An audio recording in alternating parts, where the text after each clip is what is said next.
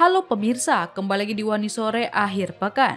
Hari ini, Wani Sore Akhir Pekan akan merangkum informasi mengenai Tentara Nasional Indonesia Angkatan Darat atau TNI AD resmi memperkenalkan salah satu alutsista terbarunya, tank Harimau, dalam gelaran TNI AD Fair tahun 2025 pada Sabtu 20 September 2025 di Monumen Nasional atau Monas.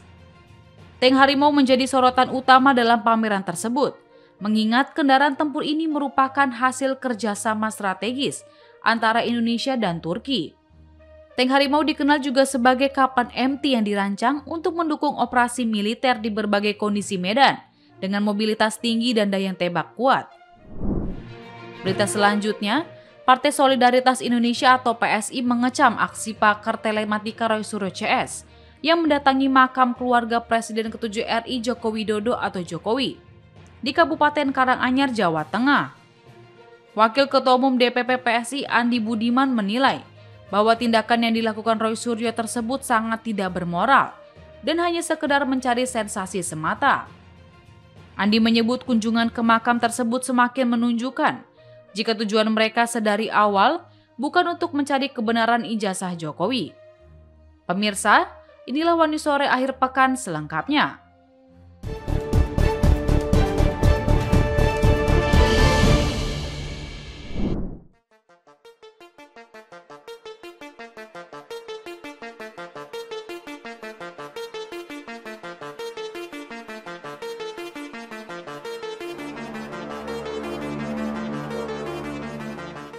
Partai Solidaritas Indonesia atau PSI mengecam aksi pakar telematika Roy Suryo CS yang mendatangi makam keluarga Presiden ke-7 RI Joko Widodo atau Jokowi di Kabupaten Karanganyar, Jawa Tengah.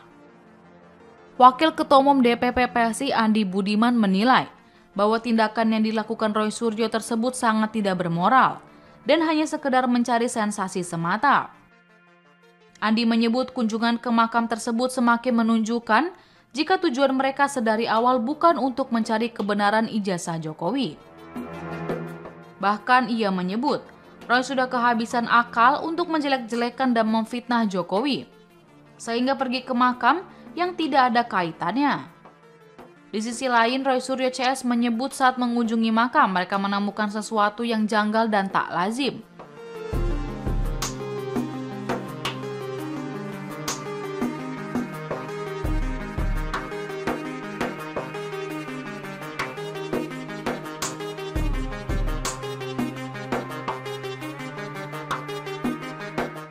Kunjungan yang dilakukan Roy Suryo dan Dr. Tifa ini diunggah melalui kanal YouTube Refli Harun pada Selasa 7 Oktober 2025. Terlihat Roy Suryo dan kawan-kawan mendatangi rumah Jokowi dan makam keluarga Jokowi di Solo. Dr. Tifa menyebut menemukan sesuatu yang janggal dan tak lazim saat mengunjungi ke lokasi tersebut. Ia menyampaikan dugaan bahwa almarhumah Sujatmi Noto Miharjo bukanlah ibu kandung dari Jokowi. Ia mengklaim menerima informasi dari warga lokal yang menyebut Sujatmi sebagai ibu tiri atau ibu angkat. Dr. Tifa juga menyoroti usia orang tua Jokowi saat kelahiran, yang menurutnya terlalu muda dan tidak lazim. Prosesi ziarah dilakukan di pemakaman Mundu Karanganyar, tempat almarhumah Sujatmi dan suaminya dimakamkan berdampingan.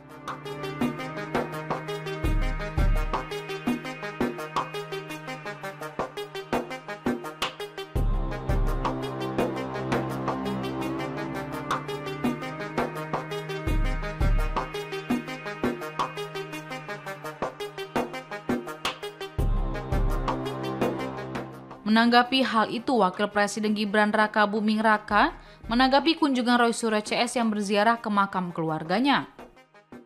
Gibran mengucapkan terima kasih atas perhatian Roy Suryo dan Dr. Tifa yang telah mendoakan kakek dan neneknya di makam keluarganya tersebut. Ia menyatakan bahwa makam keluarga Jokowi tersebut terbuka untuk dikunjungi oleh siapapun yang ingin mendoakan.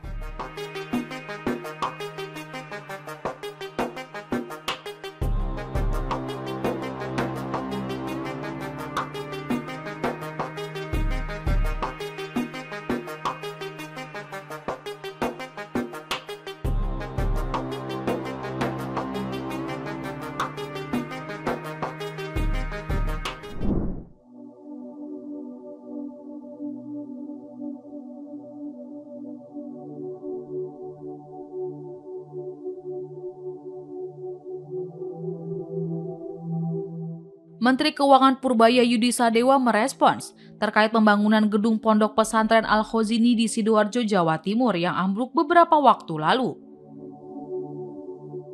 Purbaya menegaskan belum mengetahui ide pembangunan ponpes tersebut menggunakan anggaran pendapatan dan belanja negara atau APBN. Bahkan ia mengaku juga tidak mengetahui siapa yang pertama kali melontarkan usulan penggunaan uang negara untuk perbaikan bangunan ponpes itu. Meski begitu, Purbaya mengaku bakal menunggu proposal resmi terkait permohonan pembangunan kembali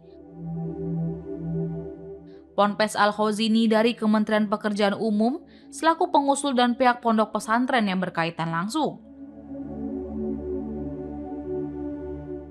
Di sisi lain, Direktur Anggaran Bidang Perekonomian dan Kemaritiman DJA Kementerian Keuangan Tri Budianto menjelaskan, pembangunan ulang Ponpes Al-Khozini dengan menggunakan duit negara sangat dimungkinkan.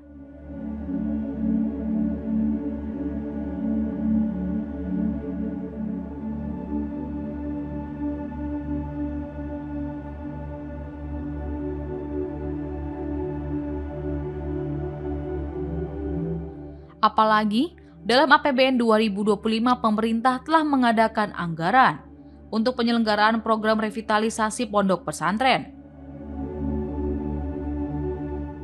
Ketika kejadiannya seperti robohnya pondok pesantren Al-Khozini yang dikarenakan ada masalah pada struktur konstruksi dan indikasi kelalaian dari pemilik, maka negara tetap bisa menanggung biaya pembangunan kembali pondok pesantren tersebut. Dalam hal ini, negara turut membantu pembangunan ponpes tersebut atas dasar rasa kemanusiaan kepada para santri yang terdampak.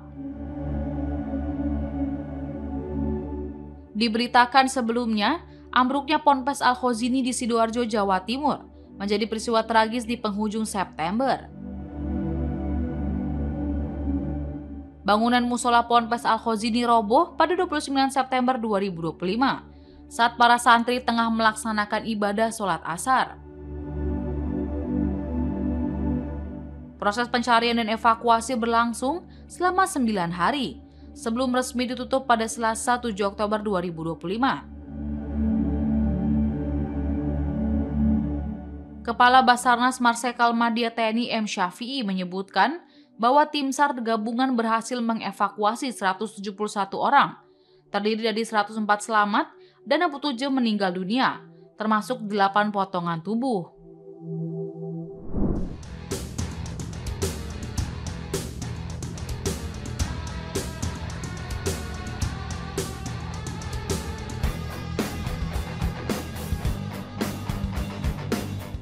Tentara Nasional Indonesia Angkatan Darat atau TNI AD resmi memperkenalkan salah satu alutsista terbarunya, Tank Harimau. Dalam gelaran TNI AD Fair 2025 lalu, pada Sabtu 20 September 2025 di Silang Timur Monumen Nasional atau Monas. Pameran yang berlangsung selama 2 hari ini menarik perhatian ribuan pengunjung dari berbagai kalangan. Tank Harimau menjadi sorotan utama dalam pameran tersebut, mengingat kendaraan tempur ini merupakan hasil kerjasama strategis antara Indonesia dan Turki. Tank Harimau dikenal juga sebagai Kaplan MT, yang dirancang untuk mendukung operasi militer di berbagai kondisi medan dengan mobilitas tinggi dan daya tembak laut.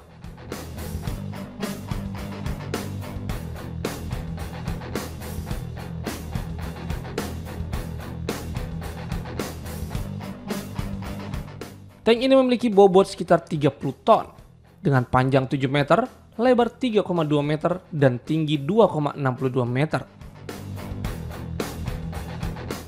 Kendaraan tempur ini mampu melaju hingga 70 km per jam dan memiliki jangkauan operasi hingga 600 km. Dari sisi persenjataan, tank ini dilengkapi meriam kaliber 105 mm yang mampu menjangkau target hingga lebih dari 5 km tergantung jenis amunisi yang digunakan. Jarak tembak efektifnya sekitar 3 km menjadikannya sebagai salah satu tank kelas menengah dengan daya gempur signifikan. Kombinasi antara mobilitas proteksi dan kekuatan ofensif menjadikan tank Harimau sebagai salah satu aset strategis dalam sistem pertahanan darat Indonesia.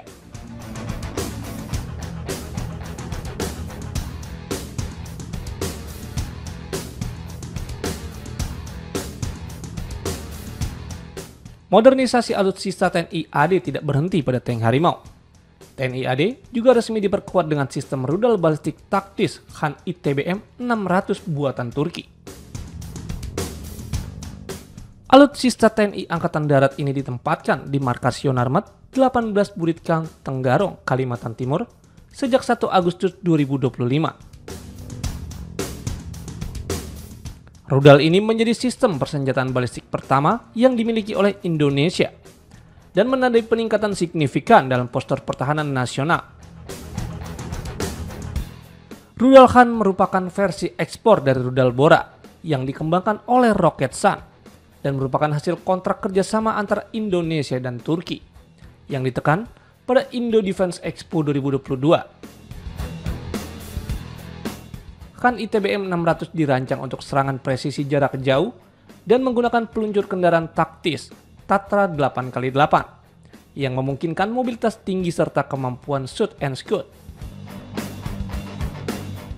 Dengan jangkauan hingga 280 km, rudal ini dilengkapi sistem navigasi berbasis GPS, GLONASS, dan inersia dengan akurasi tembak di bawah 10 meter CEP. Rudal ini mempunyai berat total mencapai 2.500 kg dengan diameter 610 mm dan hulu ledak sebesar 470 kg. Dirancang untuk menghancurkan target strategis seperti pusat komando, radar, fasilitas logistik, dan bunker. Roketsan menyatakan rudal ini memiliki ketahanan terhadap cuaca ekstrim dan fleksibilitas tinggi di medan tempur. Dengan kehadiran Khan, Indonesia kini menjadi negara ASEAN pertama yang memiliki kapabilitas second strike berbasis darat.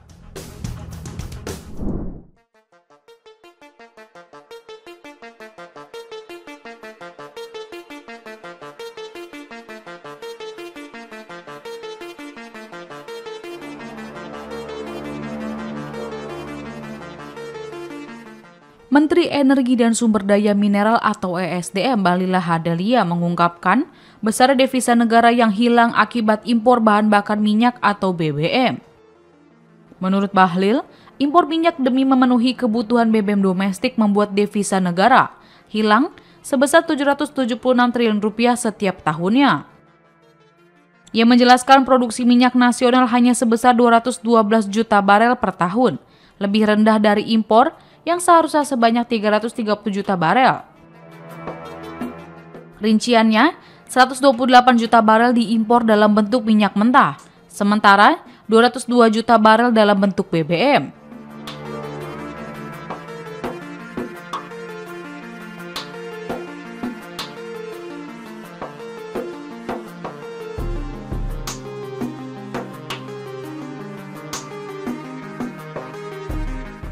Bahlil menyebut kondisi Indonesia saat ini berbeda, seperti tahun 1996 hingga 1997 saat Indonesia masih menjadi anggota OPEC.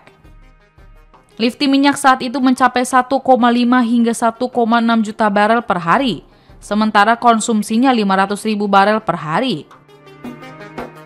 Ia menegaskan masih besar ketergantungan pada impor minyak menjadi ancaman serius bagi kedaulatan energi dan stabilitas nilai tukar rupiah. Kemudian untuk menekan impor, pemerintah Indonesia sudah menyiapkan beberapa strategi. Salah satunya, kata Bahlil, strategi pemerintah untuk mengurangi ketergantungan impor adalah meningkatkan produksi minyak nasional.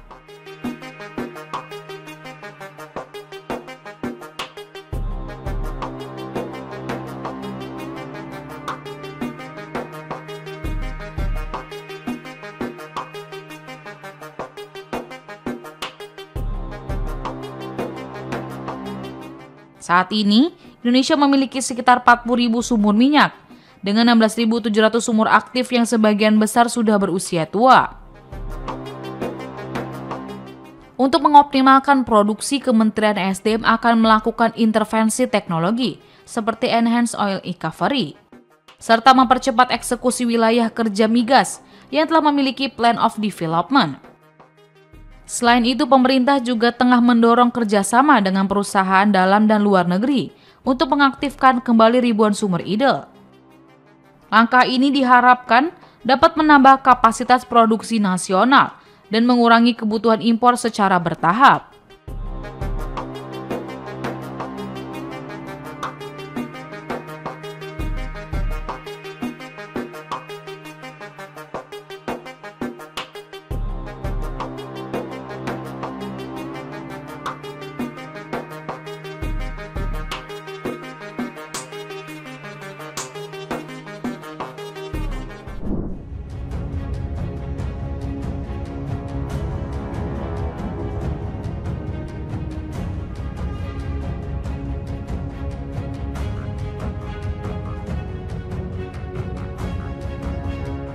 Ketua DPD Gerindra Jakarta Ahmad Riza Patria membahas sindiran mantan Gubernur DKI Jakarta Anies Baswedan mengenai susunan Kabinet Presiden Prabowo Subianto.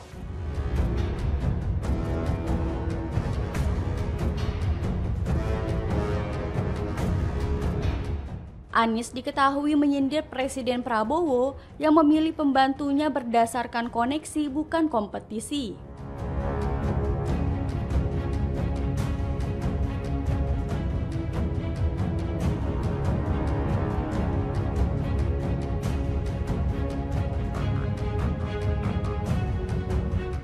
Riza menegaskan, Presiden Prabowo selalu mengajak semua partai, ormas, organisasi, komunitas, pengusaha, mahasiswa, dan buruh untuk berbuat sesuatu bagi negara.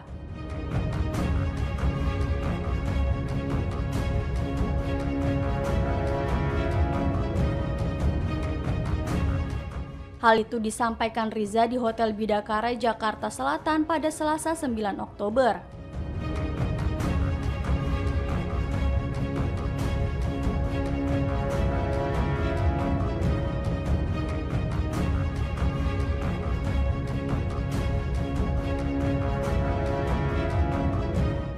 Ia menekankan yang paling penting adalah hasil kerja dari Presiden Prabowo.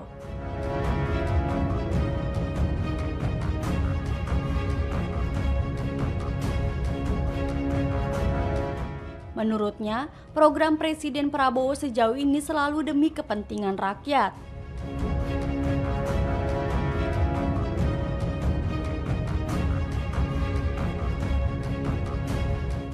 Riza mengatakan, setiap presiden memiliki cara masing-masing untuk menyusun kabinetnya.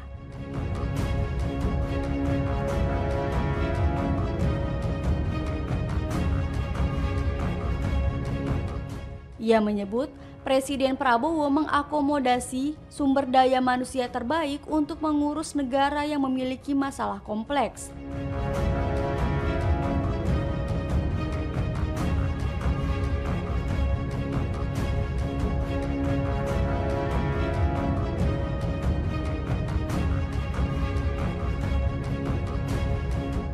Sebelumnya, Anies Baswedan menyindir pemerintahan Presiden Prabowo yang dinilainya semakin jauh dari prinsip integritas dan meritokrasi.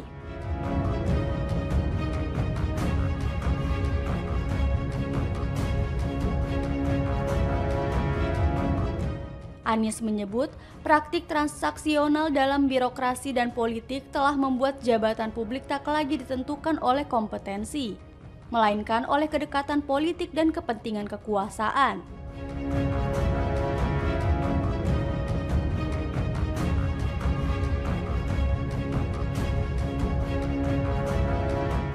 Hal itu disampaikan Anies saat menjadi keynote speaker dalam dialog kebangsaan yang digelar DPW Gerakan Rakyat Jawa Tengah pada Rabu 8 Oktober.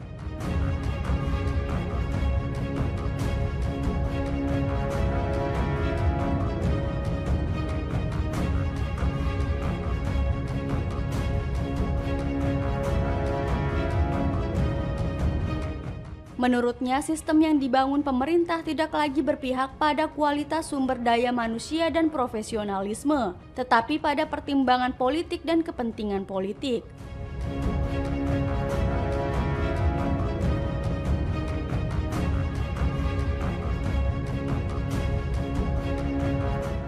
Anies menegaskan, integritas adalah kunci dalam memperbaiki tata kelola dan sistem birokrasi yang kian rapuh.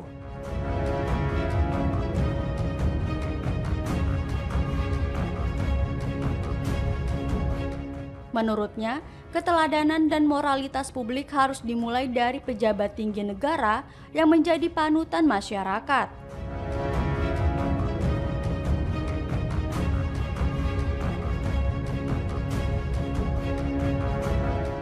Anies menyebut, tanpa hal itu, kebijakan publik hanya menjadi alat politik bukan sarana keadilan.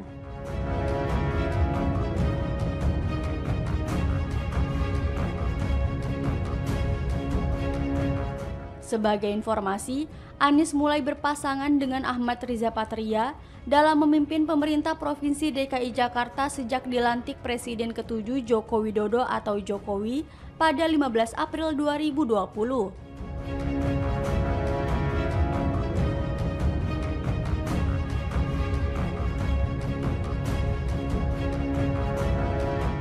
Riza Patria terpilih sebagai Wakil Gubernur DKI Jakarta menggantikan Sandiaga Uno yang mundur karena pencalonan dirinya dalam pemilihan presiden tahun 2019 bersama Prabowo Subianto.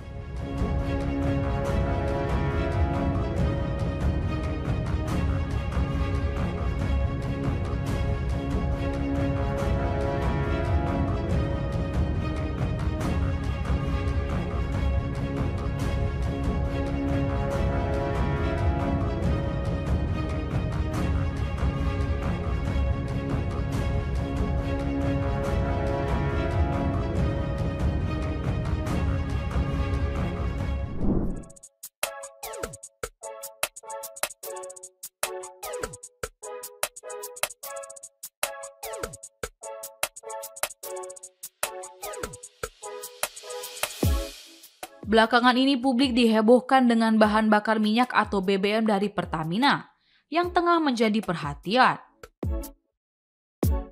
Sebab, pemerintah melalui Kementerian Energi dan Sumber Daya Mineral atau ESDM berencana menjalankan program pencampuran BBM dengan etanol sebanyak 10%. Tujuan dari program ini adalah untuk mengurangi ketergantungan Indonesia terhadap impor dalam memenuhi kebutuhan energi. Diketahui etanol adalah senyawa kimia yang dikenal sebagai etil alkohol atau alkohol. Etanol sendiri banyak digunakan sebagai bahan bakar alternatif untuk kendaraan. Biasanya dicampur dengan bensin atau diesel dalam perbandingan yang berbeda-beda. Energi yang dihasilkan dari pembakaran etanol umumnya berasal dari sinar matahari yang diserap oleh tanaman. Lantas, apakah campuran etanol aman bagi kendaraan?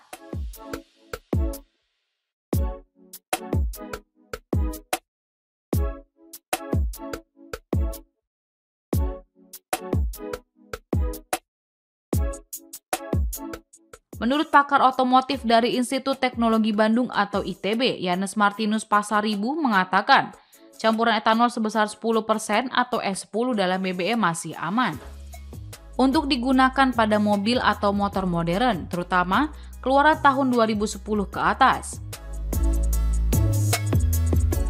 Pasalnya, komponen seperti selang, seal, pompa injektor, serta sistem kalibrasi ECU pada kendaraan tersebut umumnya sudah dirancang agar tahan terhadap sifat kimia etanol dan mampu bekerja dengan baik, meskipun bahan bakar telah dicampur etanol. Namun, kondisi berbeda akan terjadi pada kendaraan keluaran lama, terutama yang dibuat sebelum tahun 1990.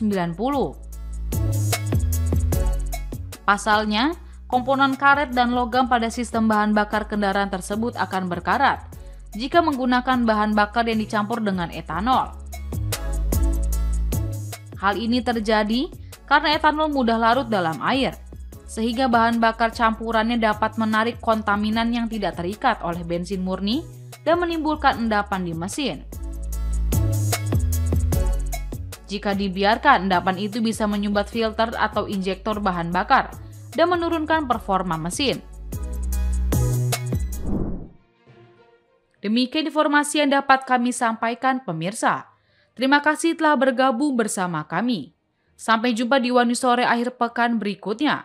Setiap pukul 7 malam, hanya di kanal YouTube TV One Newscom.